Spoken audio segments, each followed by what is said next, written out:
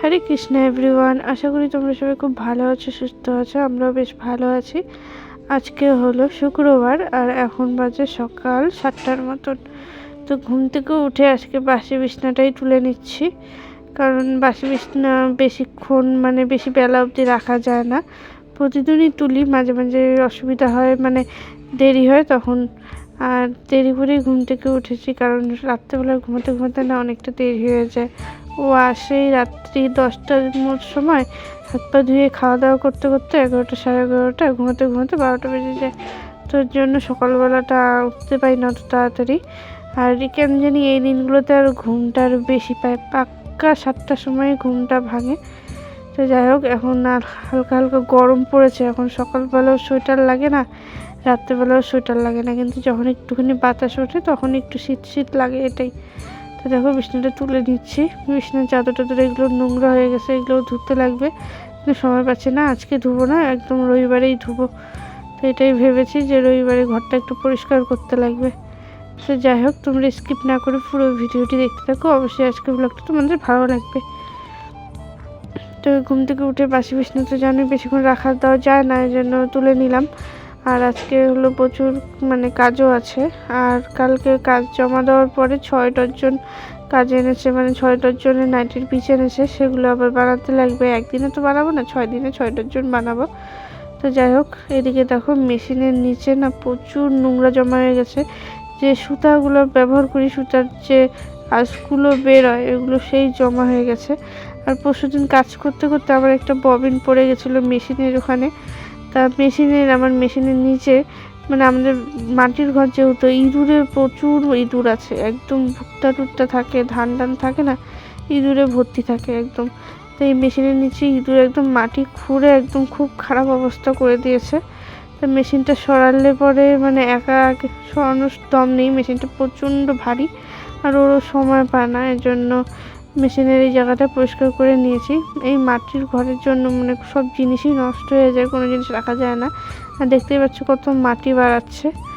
তো যাই হোক, প্রচুর ইঁদুর আছে। কোন এখন গর্তে ববিনটা পড়লেও খুঁজেও পেলাম না, পরে আমার অনেকগুলো ববিন আছে এই জন্য।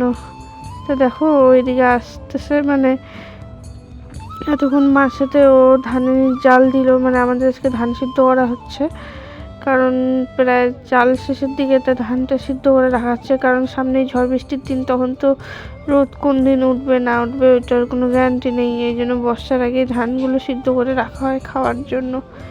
তো যাই হোক, এখন বাসি উঠান টুঠান সব কিছু ঝাড় দিয়ে নিচ্ছি।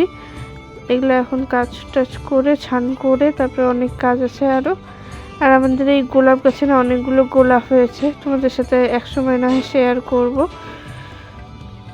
তো ওইদিকে মাদের ঘরটাও ঝাড় দিয়ে নিলাম, তারপরে উঠোনটা ঝাড় দেবো। তো ছান টান করে চলে আসলাম কাপড় মেলাতে। মাথার মধ্যে শ্যাম্পু করেছি, প্রচণ্ড খুশকি হয়েছে মাথার মধ্যে। তো একটা শ্যাম্পু এনে দিয়েছিল খুশকির জন্য, সেই শ্যাম্পুটাই করলাম। আর এদিকে এখন ছান টান করে তিলক করে সিঁদুর পরে নেব, তারপরে খাওয়া দাওয়া রান্নাবান্না খাওয়া দাওয়া সব কমপ্লিট করে বসে পড়বো হলো সেলাইয়ের কাজে।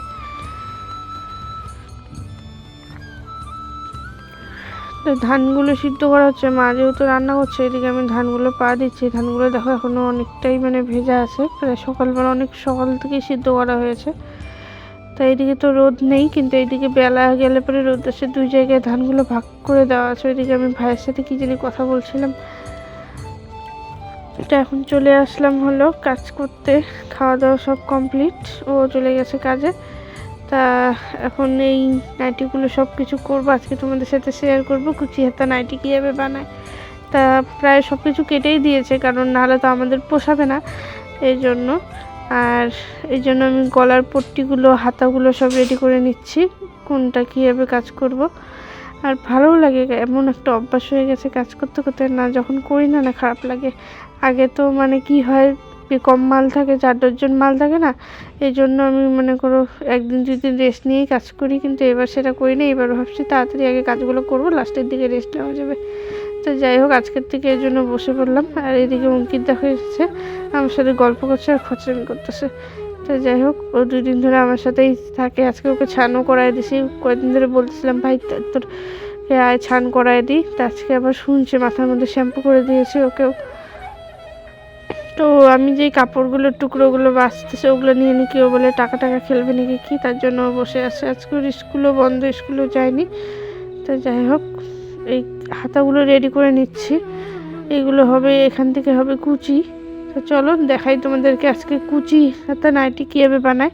এটা ইদানিং নতুন বার হয়েছে আর খুব মানে সবাই পরে, আমারও একটা আছে কিন্তু আমার লজ্জা লাগে পরতে, হাতাটা প্রচুর কাটা, এই জন্য পরিই না, রেখে দিয়েছি। তো যাই হোক, এদিকে আমি হাতাগুলো রেডি করে নিচ্ছি। দেখো আমাদের ওখানে তো সব কিছু কেটে দিয়েই আসে, আমিও পাই কাটতে, কিন্তু ম্যামরাই সব কেটে দেয় যাতে আমাদের তাড়াতাড়ি হয় আর আমাদেরও কাজ করে যাতে পোষায়। তা এদিকে আমি মেশিনে কিন্তু মোটরও লাগিয়ে নিয়েছি কাজ করে, কারণ তাহলে আমাদের তাড়াতাড়ি হয়, মানে কাজ করতে সুবিধা হয়, তাড়াতাড়ি হয়, দিনে পোষায় কাজ করে। তাই দেখো এখানে আমি এখন এই প্রথমে কুচি করে নিচ্ছি। প্রথমে নাইটি যেভাবে গোল নাইটি করে না, সেই নাইটিগুলো কুচি করে যেভাবে কুচি করে ওইভাবেই। এখানে সব কিছু মাপ যোগ দেওয়াই আছে। আর এই নাইটি করতে করতে একটা হ্যাবিট হয়ে গেছে। কিছুদিন আগে করেছিলাম ফ্রক নাইটি, তখন ওইটাই ভালো লাগতো, এখন এটা করছি, এখন এটাই ভালো লাগছে। তো যখন যেটা করি তখন সেটাই ভালো লাগে, মানে এক এক সময় এক এক রকমের নাইটি আছে কাজ করার, সবসময় আবার একঘেয়ে করলে পরে ভালো লাগে না। তো এখন আমি পট্টিটা ভালো করে, গলার পট্টিটা ভালো করে লাগিয়ে নিচ্ছি। তা আগে আমি ভাবতাম এগুলো কীভাবে করে, হ্যান ত্যান, এগুলো পারবো না করতে, কিন্তু সত্যি কথা কি, একটা জিনিস প্র্যাকটিস করতে করতে সত্যি হয়ে যায় অভ্যাস। তা দেখো কুচিটা, মানে গলার কুচিটা রেডি করে এখন জয়েন করে, এখন যে হাতাগুলো আমি রেডি করেছিলাম সেগুলো এখন কুচি করে নেব। তো এগুলো হালকা করে কুচি দিয়ে, এটা কুচি হাতা নাইটি। আর দেখতে ভালো লাগে অবশ্যই, অনেককে আরও ভালো লাগে, যার যেরকম, আমারও ভালো লাগে দেখতে, কিন্তু পরতে অতটা ভালো লাগে না। তো এইভাবে কুচি দিয়ে দিলাম এক পাশে। আর কুচিটা দেওয়ার পরে চাপ সেলাই দিতে লাগে, নাহলে মানে সে কুচিগুলো উপর হয়ে থাকে, আর চাপ সেলাই দিলে পরে না কুচিটা বসে যায়, খুব সুন্দর লাগে তাহলে দেখতে। আর এখন কিন্তু সব কিছু দেখো, কুচি হাতা ব্লাউজ, কুচি হাতাই সব কিছু বের হয়ে গেছে, মানে এগুলো সব ছিল পুরানো যুগের, এগুলো এখন নতুন নতুন বার হচ্ছে, মানে পুরানো যুগের জিনিসগুলোই এখনই আবার ঘুরে ফিরে নতুন হয়ে যাচ্ছে। তো যাই হোক, এরকম হাতা কাটা নাইটি ছিল না আগে।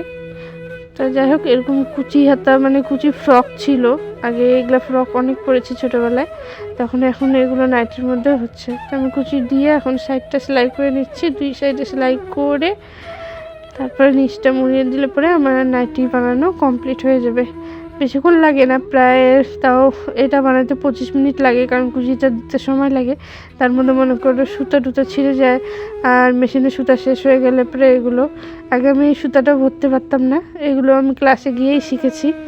মেশিন তো অনেক আগেই পেয়েছিলাম, কিন্তু ক্লাসে গিয়েই অনেক কাজই শিখেছি। আর আমাদের যেখানে আমি সেলাই শিখেছি ওখানে ম্যামরা প্রচণ্ড ভালো, যে একজন ম্যাম আছে মানে খুবই ভালো ওখানকার ম্যামরা, এই জন্য মানে ভালোভাবে শিখতে পেরেছি আরও। যাই হোক, দেখো আমাদের কাজ কমপ্লিট, এইটা হলো কুচি হাতা হয়ে গেল।